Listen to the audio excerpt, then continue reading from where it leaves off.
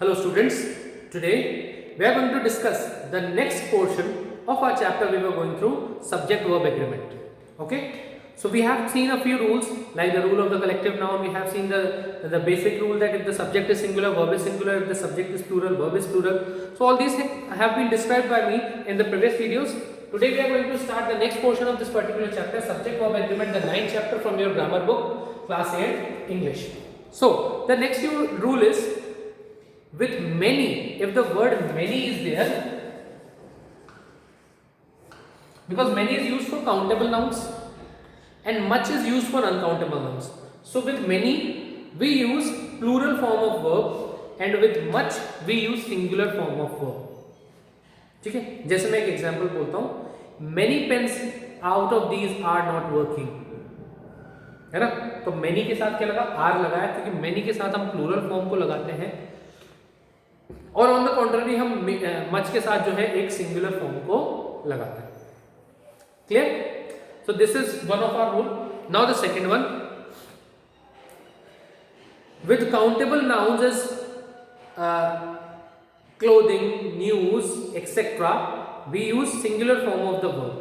कुछ countable nouns होती हैं, अनकाउंटेबल नाउन्स होती है, जैसे कि क्लोथिंग है, न्यूज है, ये सारी, इनके साथ हम क्या लगाते हैं, सिंगुलर फॉर्म ऑफ वर्ब को लगाते हैं. जैसे कि this is a false news, तो this is a false news, तो इस किसकी वजह से लगा, न्यूज की वजह से. ऐसा आ रहा है, लेकिन ऐसा नहीं होगा. जैसे मैं बोलूं mathematics is my favourite subject, तो मैथमेटिक्स में ऐसा आ रहा है, लेकिन वो सिंगुलर को बता रहा है. फिजिक्स, मैथमेटिक्स, न्यूज, इन वर्ड्स के साथ हम हमेशा सिंगुलर फॉर्म ऑफ वर्ब को लगाते हैं.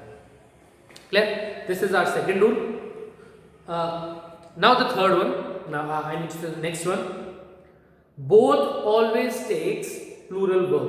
बोथ के साथ हम हमेशा जो है प्लूरल वर्ब को लगाते हैं. जैसे कि both of us are tired now, क्योंकि बोथ किसको बताता है, बोथ हमेशा दो को बताता है.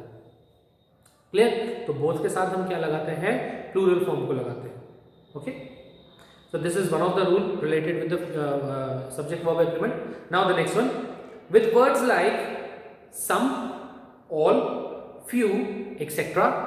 we always use verb according to the noun or pronoun closest to it. some, few, इन सब के केस में जो मतलब क्वांटिफायर्स होते हैं, इनके केस में हम जो क्लोजेस्ट होता है वर्ब कि क्लोजेस्ट जो नाउन या प्रोनाउन होती है उसके अकॉर्डिंग लगाते हैं. जैसे कि देखो, some of the banana cake dash in the tin, is in the tin, है ना. Some of the banana cake, तो सम ऑफ द बनाना, तो बनाना सिंगुलर है ना, सिंगुलर है, तो उसके केस में हमने सम है, बहुत सारों की बात हो रही है, लेकिन वहां पे द बनाना के एक की बात हो रही है, उसके पास में वर्ब लगानी है, इसलिए वहां पर क्या लगाया हमने, सिंगुलर फॉर्म ऑफ वर्ब लगाया. Okay, so this is how we can use the verb according to these words. With this we have completed the explanation portion of this particular chapter.